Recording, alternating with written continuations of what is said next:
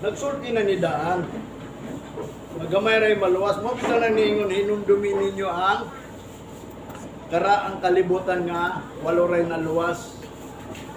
Ug wagani kaluy ini ang mga manulunda nga naanagikan sa langit. Glabaw pa sa tanan. Wagani niya kaluy ang Sodom ang Gomora. O bitaw na nga din kita karon magtunta pagdugang sa pulo sa Ginoo kay napamantay time. Natay panahon kundili ato ning i-redeem ang mga panahon nga gihatag sa Ginoo mo ning last days, no? Last chance. Manang gitawag og a little space of grace, and a little revival, an extension of mercy. Mo sa kabutang nga diin dapat atong may bawaan mo dito na kung may knowledge ang tao malaglag yun. Mo nang giyong sa Hosea chapter 4 verse 6. My people are destroyed because lack of knowledge. Because they reject knowledge. Ang gingon bot pasabot nga reject nila ang knowledge. Wala na sila nangita o kahibalo. Now, which is gusto sa Ginoo nga diin kita makabaton og kahibalo kay si Jesus Christ sa Lucas chapter 1 verse 77. Si Jesus Christ wala lang niani siya kay aron pagluwas. Kundili niani siya diri aron paghatag og kahibalo kung sao nato pag hinulsol.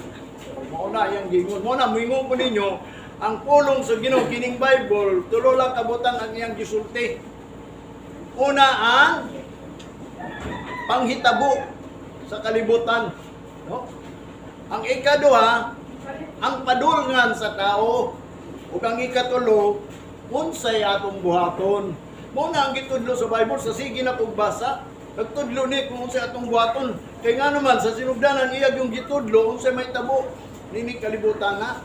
Kay ang kalibutan good, unong ra makaadlaw niya gibuhat ni niya sa unong kaadlaw giingon niya dito sa Peter, sa book of Peter nga diin. Ang usa ka adlaw sa Ginoo sa kalibo ka tuig nato, muna nga 1 million years. Sa Bible, matod pa niya ang usa ka adlaw sa tao sa Ginoo usa ka libo ka nato. Unya unong ka adlaw gibuhat sa Ginoo ang kalibutan, so do na kay 6,000 years nga gihatag sa Ginoo sa tuwa dis kalibutan matapos gyud na mo na mahitabo sa kalibutan. Unya matod pa niya pag ikapito ka adlaw ni pahulay ang Ginoo sa ato pa do na gis ikapito. Unya kay 1,000 man na sa tuwa, so therefore pag maumaning 1,000 years sa tuwa, do na tayo 1,000 years nga umalabot nga din si Kristo maghari diri sa kalibutan. Mo na atong gipaabot karon kanang gitawag og millennium years. Busa mangandam ta ana nga din usa unta ta. Mabitay hinungdan ang pulong sa Ginoo, ang Bible nagsulat yun ni kung unsay mahitabo. Kay dunay mahitabo nga iyang giingon mismo si Jesus Christ, there will be a great tribulation. So mo na giingon ang tao pod ikaduha nga din ang tao dunay kapadulngan although dito siya sa Great Tribulation or masipti siya sa Great Tribulation, pero dili na ang gitawag og rapture. Adunay gitawag og gitudlo sa Bible nga din ang tao mupadulong dito kay ang Bible nagtudlo man pud ni about sa gitawag og peace, quiet and safety. Sa kalibutan giingon na sa Ginoo ngadto kang Apostol Pablo, ningon sa Apostol Pablo dili daw sa kalibutan there is peace, security, but suddenly destruction. O bitaw nang abantayan nato moingon ta nibalik na ang normal. Nya mabot pagyud ang kasiguruhan kay ngano man pwede na ta makalaag, makasuroy kay ngano man dunan matay seguridad o security o kanang sigurado ba sa atong kinabuhi kay although siguro na natay ID, na natay marka, na natay vaccine, mo nang gingon security, na natay security nga seguridad o nga makasuroy tabi sa NASA, pero nagingon ang Bible kalit lang kalaglagan dili sa kalibutan.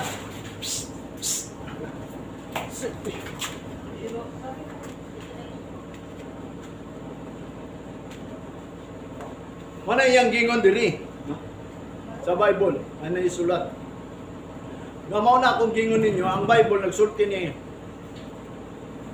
kanang gitawag og panghitabo ug asa padulong ang tao og unsay atong buhaton. Mao bitaw na karon niya na ta sa last ang ato ang tanawon diri sa pulong sa Ginoo nga nagtudlo ang Ginoo kung unsay atong buhaton kay giprapisi man gyud na there will be a great tribulation. Unya ang mga tao mupadulong man gyud. So therefore asa man ta?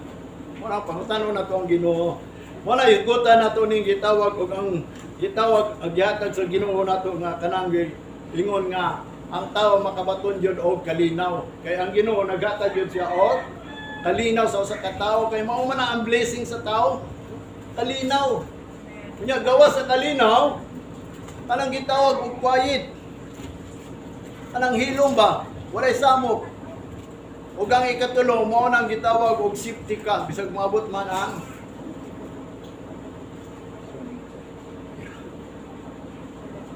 moabot niya ang gitawag og safety, no? Lusot man mong iro diya kay nabustot na makuna. Maubitan na magdalit-dalit tag pangayo sa Ginoo nga din mapuno ni ato ang kasing-kasing. Nga aron dili na ta maminaw sa pulong sa Ginoo kay giprophecy man diri nga there will be a famine, not famine of food, no, or meat, but famine of hearing of the word of God. Sa ato palatod pagkasulti mabot yun ang time wa na magwawali.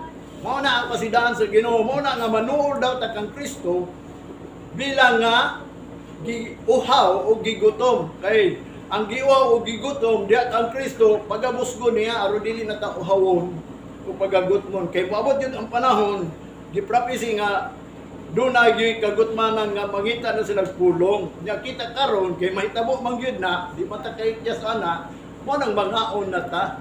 Kanunay ta mangaon mo na ang atong pag-ani diri pagpangaon na ha kay ang tao di mabuhi sa tinapay lamang kundi sa matag pulong. Kaya ang ato ang kinabuhi karon mo na akong gingon sa inyo aduna tay abundant life. Lahi nang life o ang abundant life. Kung imong basahon kani atong life nga gihuy pan sa Ginoo ang tao ug nabuhi ug kanang life nga gihatag sa Amahan pinaagi kang Kristo.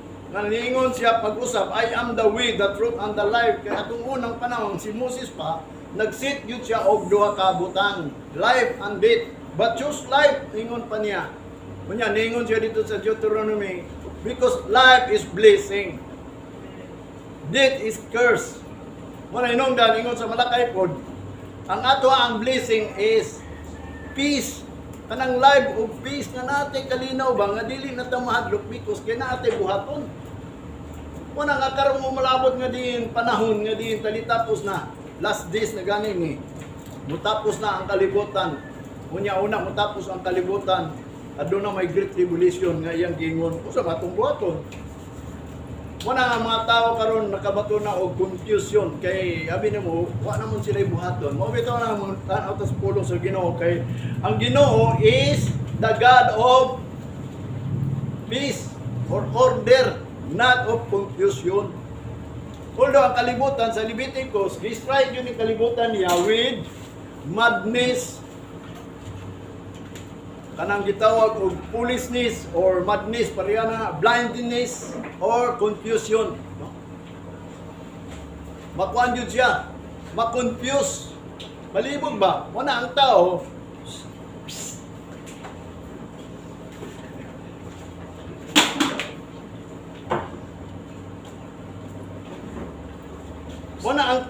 moabot ang panahon, malibog yun. Kaya nga naman, distrike man yung kalibutan sa kalibog.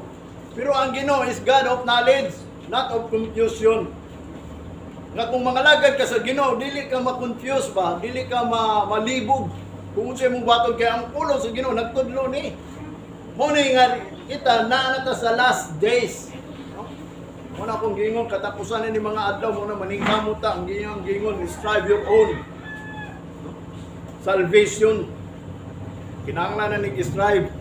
Muna aduna ko yung last mensahe ninyo, dili ingon last or final message nga din dapat nato ni mahibaw-an anang about the church. Anong church? Makabaw ba mo sa ng church? Sa tawhanon nga pagtuo or sa dictionary, that is building. Pero diri sa Bible, dili na building, kundi mauna si Jesus Christ, di ba? Upon this rock I will build my church. Si Jesus Christ nag-ingon. So kanang church yang giingon mo kana ang giingon ni Moses nga imbis na hadlok si Moses nga naglantaw siya sa uling adlaw mo nang giingon kung bagat pa atong naon alaw ta mga tao kay kuyaw. Pero niingon siya sa 12, Hebrews chapter 12, verse 21 or 22, but ye are come into the Mount Zion, unto the city of the living God, but ye are, namo naamo sa bukid sa mga Zion, o sa siyudad sa buhi nga Dios, o sa langit ng Jerusalem, nga diin innumerable company of angel kanang gilibutan og manulunda ba mo naamo diha yang gingon nga matod pa niya mao kana sa 23 to the General Assembly mo na ang General Assembly sa mga iya sa Ginoo kanang iya sa Ginoo and the church of the firstborn ang iya sa Ginoo kanang church of the firstborn si Jesus Christ is the church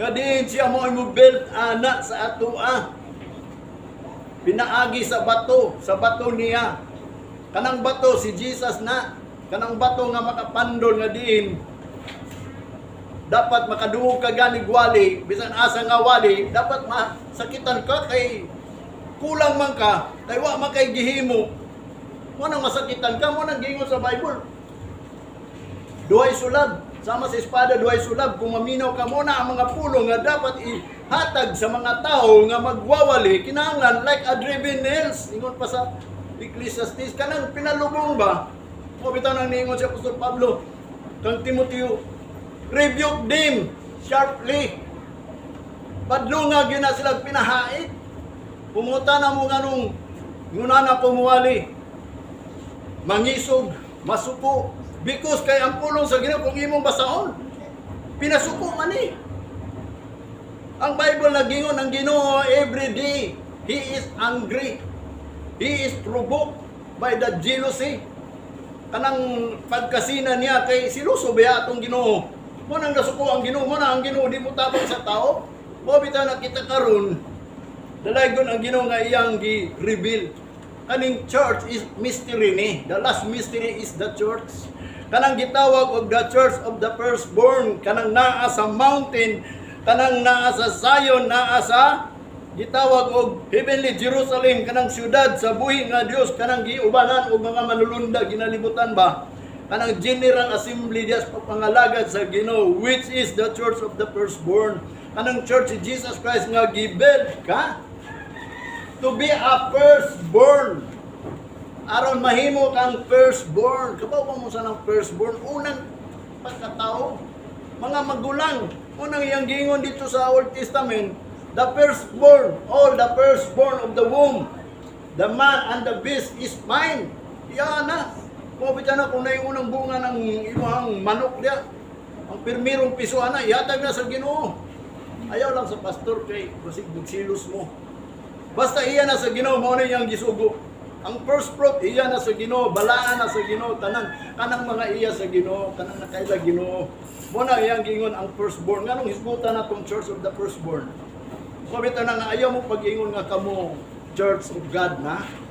Daga may mo ingon nga tao nga ako ang church, kita ma ang church. Sigurado ka nga ikaw church, sigurado ka nga si Kristo nagtukod og building as a church in the rock. Mo nang gingon sa bato ka kagitukod although ikaw nidawat kang Kristo, although nituo ka si Kristo ang church, ang problema lang imo bang gitugutan nga si Kristo nagtukod og church diha sa bato nga ang pulong sa Ginoo mo na imong gitukuran. Kaya ang foundation nato is the foundation of the prophet and the apostle.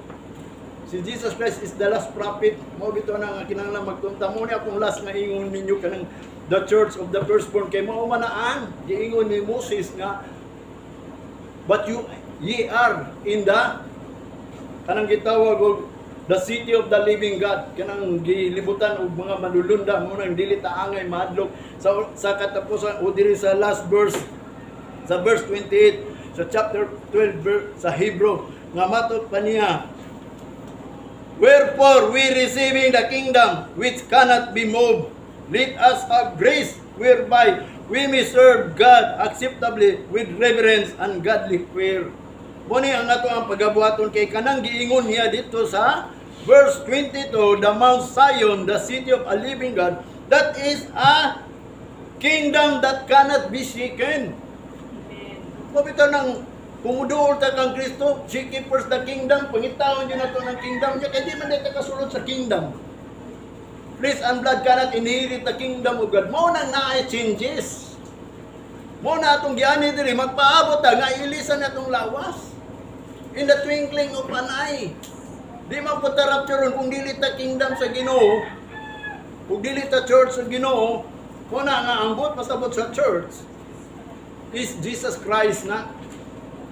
I-build up na sa imo nga mahimo gyud kang firstborn. Although pait man gini, sa tinuod lang, sultihan ta mo ang pulong sa Ginoo. Sama na sa martilyo, sama na sa kalayo, sama na sa lansang, sama po na sa espada, na duhay sulab, ug sama na sa papaitan ba? Kaba mo nang papaitan, kanang pagpapait sa, parang ng kanding, gano'n, papait, pait kayo. Halos di ka makakauna na. Mo na giingon ni Apostol Pablo, matod pa niya, lisod kayo, kanon ang pulong sa Ginoo. Kaya ang pagtuman sa pulong sa Ginoo, mo na itong pagkaon, si Jesus Christ niingon, ang mga 12 disciples, palitan daw siya pan, o siya gisugo niya. Ang sa inyang giingon, ang akong pagkaon, dili pan. Kung dili ang pagtuman sa pulong sa Ginoo, kung ikaw mutuman sa pulong sa Ginoo, so therefore, ikaw mo'y nagkaon. Kunya kanang tunay nga nagkaon diya sa Ginoo, kanang nagilag usa ka adlaw kay panahon sa adlaw sa Ginoo diha man ta mangaon. Kunya kanang tao giingnan na ni Jesus Christ, dili mo mabuhi sa tinapay lamang. Mo na inungdan mga makita kung ang tinapay lang ang ato ang saligang. Kunya kay kita na adis kalibutan, dunay mahitabo, doon na tayo padulngan unsa ang atong buhaton. Kung muna nga diin ang atong isgutan karon, unsa atong buhaton, kinahanglan nga diin si Kristo magtukod sa iyang church ato nga pinaagi sa bato. Kung ibot pasabot niya, dili ingon nga, mingon lang ta nga, ako, church mo ko, ako ang church. Walang gingon niya, dili ako nasulat ba? Do not say, we are the church, kita ang church. Tinuod na, ang problema diya, kung gihimo na ba kang church. While Jesus did not build, samtang si Kristo wala nagtukod nimo, gitukuran ba ka ni Kristo? Tanawa niya ang sulat sa Matthew, may tungod kang Peter, giun sa pagtukod ni Jesus Christ. Sa tinuod lang no, muna kung ato ning susuyhon, dili ta makayon nga din, kung nidawat kang Kristo, gitukuran na ta, dili mao. Ang akong gibasa, unang gingon, but as many as receive, He give power to become the sons of God. He give power to become sons of God. God dito day sa unahan, wa day gisulti. We're born not of flesh, not of blood, not the will of man, but the will of God. Ang will sa Ginoo is si Jesus Christ, mao na ang magtukod nimo. Mo bitaw nang importante do na tayo knowledge of God. Mo bitaw nang kanang gitawag las, ingon ni Apostol Pablo, dili lang kay duhay sulab ang pulong sa Ginoo, pait ko. Nakatilaw daw mo tabliya. Ay numduman ako karon akong gikaon sa Prado ba. Paita ini way. Abi na kog na sukar, bantugra paid giagwanta na lang nako. Mo nakakaw ko. Wa day sukar. Uto na numduman ko dili lang day kay duhay sulab, dili lang kay martilyo. Tama tong gingon ni Apostol Pablo, ang pulong sa Ginoo is pait. Pero kung mabot na si Muntian, kay ang imuhang kagutom, masulbad man, di tamis na. Di mo mabati ang pait. Sinugdanan lang na. Mo ganing pulong gisugo sa Ginoo. Sinugdanan lang ni. Nga din pait ni. Pero kung imo ning tumanon, mo nang giingon makabaton kag kalinaw sa imong kinabuhi, wala na kay kalibog. O pareha na karon kining vaccine. Bakuna karon nalibog mga tao. Makauban ako pastor dito sa Gamatina, kung ipangutana na baksina na ba sila? Wala pa daw kay mahadlok daw sila. Kay mahimo daw sumbi.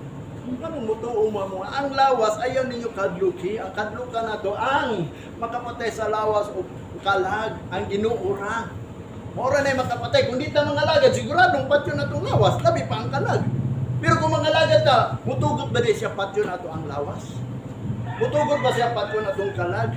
O bito na iya promise sa mga tao kanang mga lagad sa Ginoo, there is no weapon against you. Dili lang kay weapon, the maker of the weapon kanang magbuhat og sa weapon. Wala siya panday nga gitugutan nga ikaw magbuhat kag weapon para sa akong mga katawhan. Wala.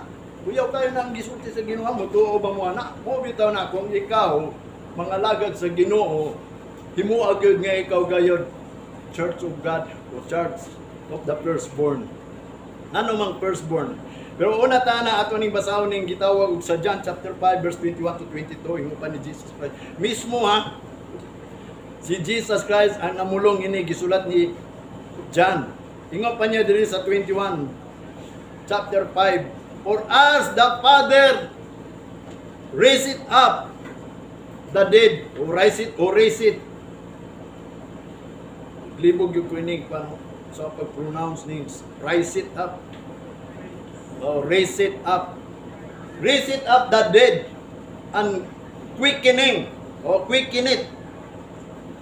Them, even so the Son quicken it whom He will. Tanawa.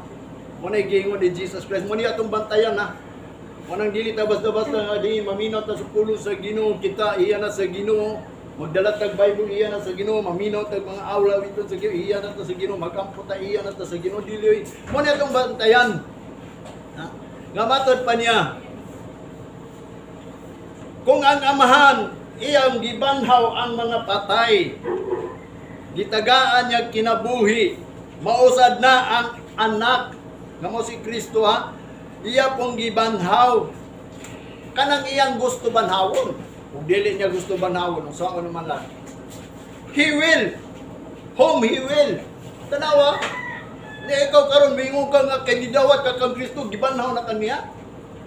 Ang gusto niyang pagabanhawon mao na ang amahan. Kung kinsay gusto ni Jesus Christ banhawon, kay si Jesus Christ nagpalo lang. Muna si Jesus Christ gihatag kaniya ang tanan. Muna sa verse 22, for the Father judgeth no man. Wala gyud ang amahan naghukom. Wala ang amahan naghukom sa tao. Wala naghukom ang atong Dios nga amahan. But matod pa niya, hath committed all judgment into the Son. O yang gicommit, o anak, ikaw na'y maghukom nila. Muna nga si Jesus Christ ang magbuot. Muna magbantay ta kung ang Ginoo bagyod nagtukod na. Muna mangayo ta sa Ginoo, di ba? Let us draw near. Muna yung gingon dito sa Hebrews chapter 12 verse 28. Wherefore we receiving a kingdom which cannot be moved, let us have grace whereby we may serve God acceptably with reverence and godly fear. Nang mga hadlok ta Diyos nga pagkadlok ba? Kanang mga gisugo sa Ginoo dapat gani magtrimble tayo ni puno kay kuyaw ni puno sa Ginoo. Kunang mingon ko ninyo ayaw mo pag-ingon nga kamo Church of God. Kay ang Church of God katong gitukod ni Jesus Christ, kay si Jesus Christ ang church. Kinsa man nagbuild siya pod. Asa man tagi-build diya sa bato. Usa man ang bato, makapandol man na, maka-open. He is the rock of open. Malain jud ka. Pero kung mutuo ka, o di ka daw maulawan.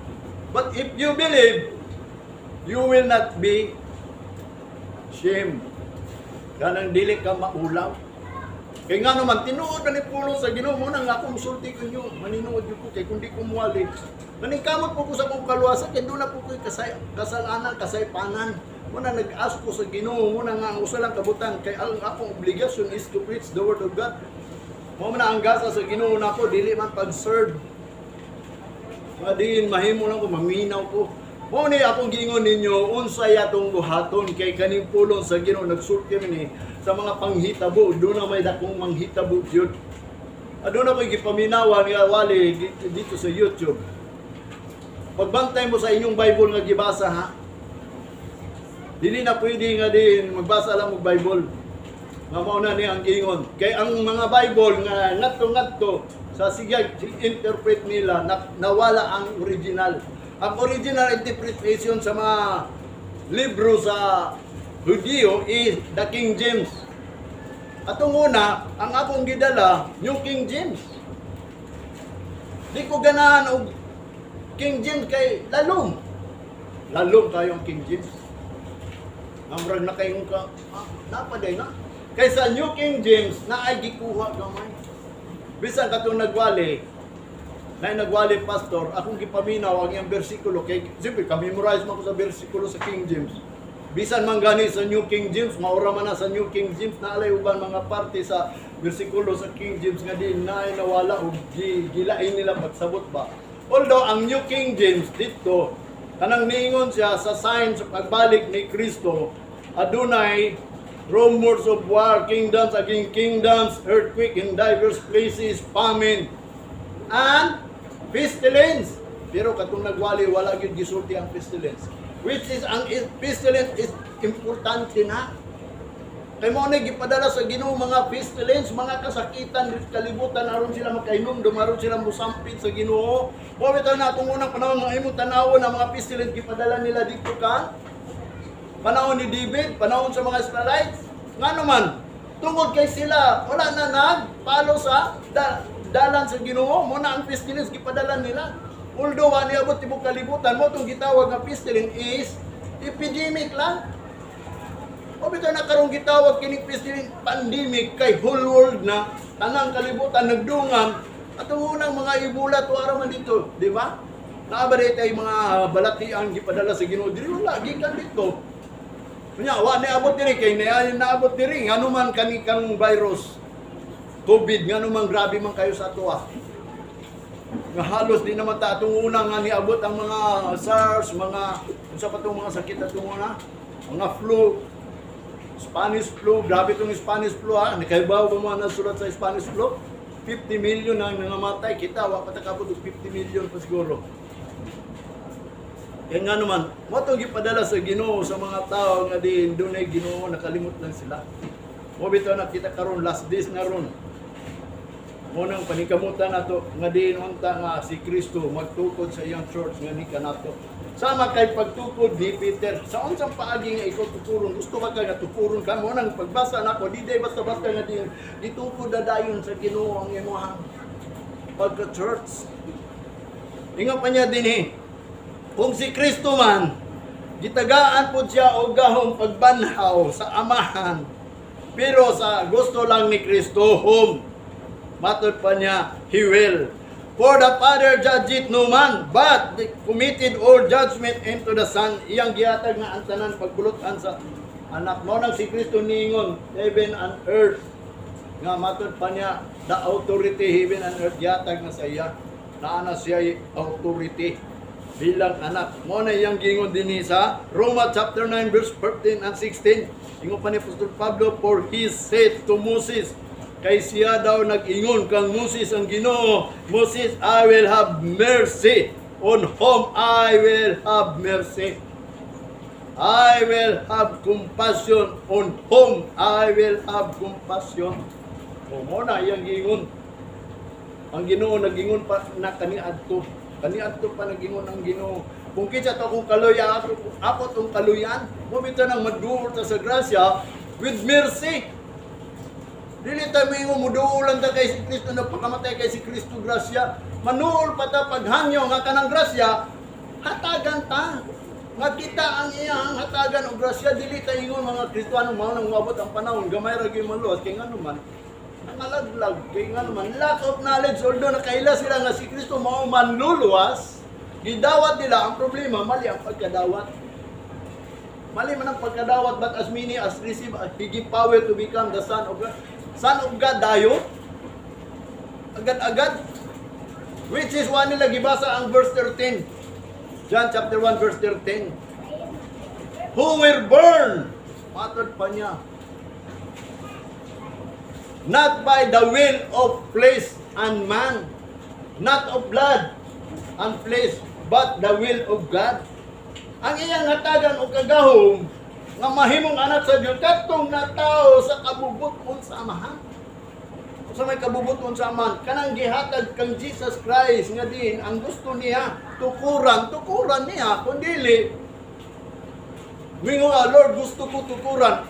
Kabalo ba ka unsa ang pagtukod ni Kristo sa church sa usa ka tawo sama kang Peter mo na nga akong gibasa-basa ba dunay usa ka butang nga wa nato nahibawan nganong si Peter giingnan nganong si Peter pagyud dili man ang disciples because ang pagtuo ni Peter lahi ang iya daw pagtuo gihatag sa amahan ang amahan mo'y nagatag kaniya nga mauna ang pagtuo niya kang Jesus Christ kay nangutana man gud si Jesus Christ Peter kinsa man ko una sa kabutang nga din dito makaingon nya wa dito kaila kang Jesus Christ kung pangutanon mo kinsa si Jesus Christ si Peter pag-ingon niya gitukod dayon ikaw pag-ingon nimo gitukod ba dayon mo na usa ka problema kay wa ka kabalo kung unsay giingon ni Peter aron amo pud na atong ingnon ingon pa niya dinhi sa Roma chapter 9 verse 16 so then it is not of him will it so busa dili kaniya nga siya gusto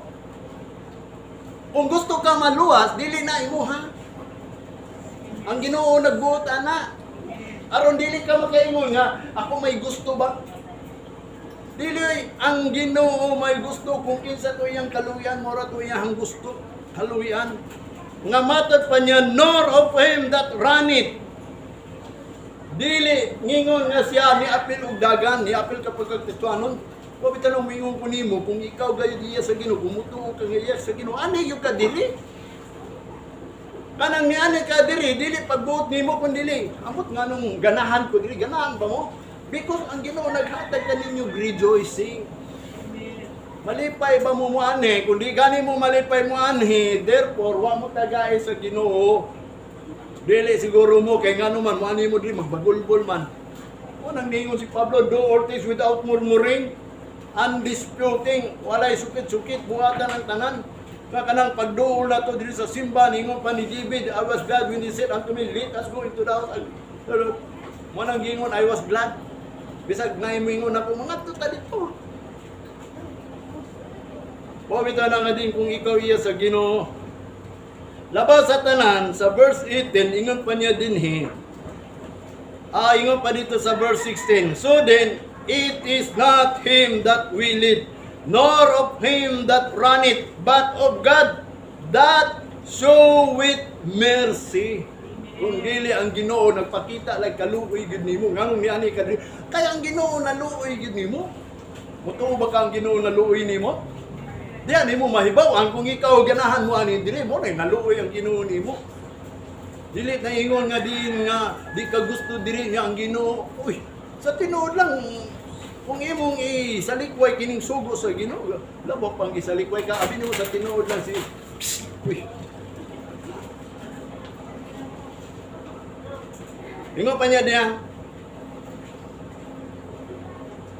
nga ang Ginoo nagpakita og kaluoy kung dili niya ipakita ang kaluoy wala kita mobita nang muluot ka sa trono sa grasya sa Ginoo with mercy maghangyot ang Lord kaluoy imi anang bot pasabot nga din ikaw kanang tinuod jud ikaw nga gusto mobita na akong gisulti sa inyo kanang tinuod kanang gusto ka kay kung gusto ka maghangyog ka sa Ginoo labi na kini ato mga halat kaning ato ang lawas di ani diri kay nagsimba ta kanang halad nga gusto niya nga matod pa niya with mercy kay wa siya nag-desire daw anang halad o sacrifice and offering but ang gi-desire sa Ginoo mercy kanang naghalad ug nag-sacrifice nga dunay mga paghangyo sa Ginoo nga diin unta kung naa man kay gihalad balusan ka tagaan ka pa aron makahatag ka kay kining ingon ni Pablo ang adong administrasyon nga nahimot ang Kristiyanon pagpasalamat man ni wata ni ani diri aron maminaw pulong sa Ginoo kundi pagpasalamat wata ni ani diri aron pagtaod kundi pagpasalamat dili lang kay pagpasalamat kundi ang pagdaig sa Ginoo tulo na ka butang nga diiningon ni David come and worship the Lord honor and give thanks and praise His name una nga atong gibuhat diri mo nang niani ta diri kay gi-honor nato ang Ginoo nga ang Ginoo naghatag og adlaw nato una nga kung imong honoro ni dapat mo ani ka diri kay nganuman kining adlaw iya ni sa Ginoo Sabat made for man not man for the Sabbath gibuhat ninyang adlaw para nato para sa atuwa di sa kalibutan ba kay na pamanta sa kalibutan iya mata sa Ginoo danon ra ta po niya kay gibuhat man ka as a flesh ilisa niya una ta mo ato sa himaya sa Ginoo mo na yang gingon dinhi dili ta ang nagbuot nato kun dili ang Ginoo mo nang gingon di sa verse 18 therefore hath he mercy on whom he will have mercy and on whom he will harden iya pong pagahimon. Muna kung ikaw kuno daw niduol din sa Ginoo tungod kay gikaluy-an ka. Muna tuhuy nga gikaluy-an ka sa Ginoo mo na nga di mabati nimo kung ikaw gikaluy-an sa Ginoo, mabati gyud nimo nga importante kayo ni. Nga naman kay ang Ginoo maluoy nimo kay ang Ginoo nagsulti ra ba about panghitabo about asa ka padulong about unsay imong buhaton muna kung gingon sa inyo kaning pulong sa Ginoo kining Bible nagsulat ni what happening where we going and what will we do. Kung imo ning basahan mo bitaw ning nabasahan ako ni tanan nasabtan na nako every night nga din magpatulog ko masabtan ako ni usay makamata ko alas 2 bay mingo ko sa Ginoo di bali na di ko katuog Ginoo basta maguna-una ko nimo. Kay kung ang mga tao mangod masuko di katuog kay mahimo ng insomnia sa ilaha pero sa Ginoo dili because my life dili na ingon kanang flesh. Nga di nagbase na ko ang ako ang kinabuhi mo nang mingon ko ninyo ang live sa Ginoo ug ang live diri sa kalibutan lahi ha. Kung niduol ka sa Ginoo, nidawat ka sa Ginoo, He give eternal life. Kanang eternal life nga imo ana ang paningkamutan. Kaya na may reward, na may crown, the crown of eternal life. Kung di ka kalawat, ay di ka ka-receive. Napamata diri. Mo bitaw na nga ang atong jalagaran is about eternal life. Kanang life nga giingon sa Ginoo spiritual na. Dili na nagagikan sa pagkaon. Bahalag di ka kakaon. Moabot bitaw ang panahon giingon ni Kristo. Nga matod pa ni Kristo ang wani na po giwa o gigutom dili na sila pag-auhaw, dili na sila paggutom. Bisa pa ang famine kay do na gi famine.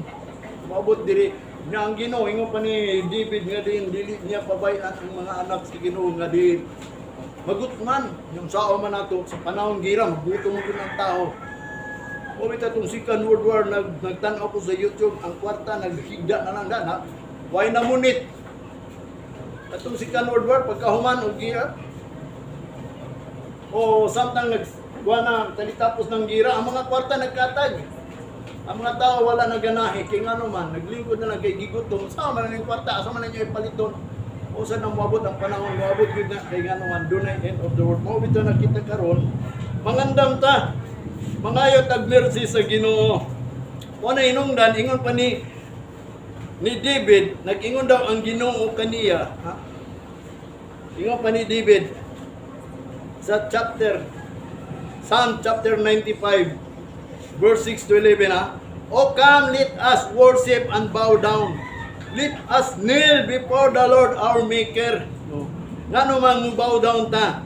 Ngano man daw mo worship ta? Because He is our Maker. Diba? Siya ang ato ang magbubuhat. Buhaton ta niya. Murag gingon ta nga kita daw kuno ang clay. He is a potter. Siya ang pater kanang magbubuhat ba og kulon kita ang clay. Mo nang ningon dito sa Isaiah magbuot ba day ang clay sa pater. Wa man ay kamot ng clay, wa man ay mata, wa man ay baba. So therefore gisimbolo bitaw tag clay aron dili ta makabuot sa tuod galingon kung unsay gingon sa Bible dapat mao gina atong sundon. Nga mo na yang gingon dinhi. Sa verse 7 not only He is our Maker before the Lord our Maker, sa verse 7, for He is our God, and we are the people of His pasture and the sheep of His hand. Okay, kita day kuno mga karniro sa sibsibanan, mga katawan sa sibsibanan o karniro diya sa iyang kamot. Mo nang hinungdan ingon siya, today if you will hear His voice, sa verse 8, harden not your heart as in the provocation and as in the day of temptation in the wilderness. And when your fathers tempted me, prove me and so my word.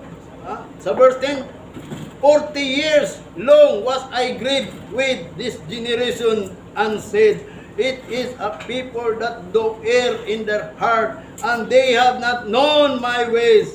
And to whom, ingon pa sa verse 11, ngadto kanila I swear in my wrath, that they should not enter into my rest. Giingnan na sa Ginoo, giingon kang David, kana sila, akong ingnon, pinaagi sa akong kapungot, di na sila kasulod pagpahulay. Pag moabot ang kapungot sa Ginoo, dili na sila makapahulay, makaapil pa na sila sa kapungot. O bitaw nang si Jesus Christ ni ani siya diri, nga matod pa niya sa mga Israelite, kinsa kahay makapahiling kawas kanila sa kapungot sa Ginoo. Kinsa daw, nga ila namang gipatay ang mga propeta.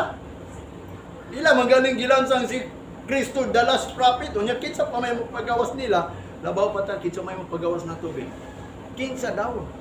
Mo na giingon ni Jesus Christ, kinsa man. Kita, kinsa man pod, halos di ganit na mutuo sa mga pastor. Mo bitaw na mingon ko ninyo karon, kun di mo mutuo na ko ako'y mahimo basta ako musulti lang yung kupungon sa inyo sulat diri. Mo bitaw na iyang gingon dinhi. Sa diha makadungog mo sa tingog sa Ginoo, harden not your heart as in the provocation and in the day of temptation in the wilderness, gitintal sa mga tao ang Ginoo. Imbes dito gitagaan sila o pamaagi sa ang pagkinabuhi nga dili manarbaho, dili mangingkamo. Kaya wa pa may kwarta to ang Ginoo, kay gipagawas man sila sa Ehipto nga way trabaho. So ang Ginoo gayud nasupok within 40 years sa ila. Lalibag ka, within 40 years nga gipagawas sila, naano sila sa wilderness, naano sila sa kamot si Ginoo, nga ang Ginoo nagasupply, nagasupport, nasuko kita pa ka. Nagtuo ba mo nga ang Ginoo wa nasuko? Abi no kung basahon ning Bible every day ang Ginoo nagakasuko nato. O bita na kung ikaw wa ka basa, wa kay mahimo, puro na kang paabot na ka. Mo day na mo na sige ka lang. Ang imong buhaton sa tubangan sa Ginoo, di ba Ginoo naghiling-hiling ko og yawa? Di ba Ginoo nagprophecy ko? Di ba Ginoo mo niya ang tanan nimong gibuhat kung sa ingnon sa Ginoo bisag pag bibirin ka pahawa. Pagbubuhat og daotan kay wa ko kailan nimo. Mo bito na ang importante gikinahanglan Ginoo makailas ako, ha? Mo bito na ang Old Testament ningong gid siya, acquaint yourself unto God, kanang acquaint pa. Ipaila ba, Lord, di ako nangalagad ko nimo. Ayaw ina nga mga lagad-lagad ka nga wa kailang Ginoo nimo. Kinahanglan nga mahibaw ka nga anong nagsimbak, ha? Mahibaw gyud ka nga kinahanglan gayud nga din. Mao na imong pagabuhaton kay ang Ginoo, nasayod gyud ka nga ang Ginoo is jealous, holy. He is wrath and anger. Mo bitaw na nga din, importante gayud nga kita na knowledge si Ginoo. Mo na iyang gingon. Bisan sa Hebro iyang gibalik sa sulat sa mga Hebrohanon nga mahito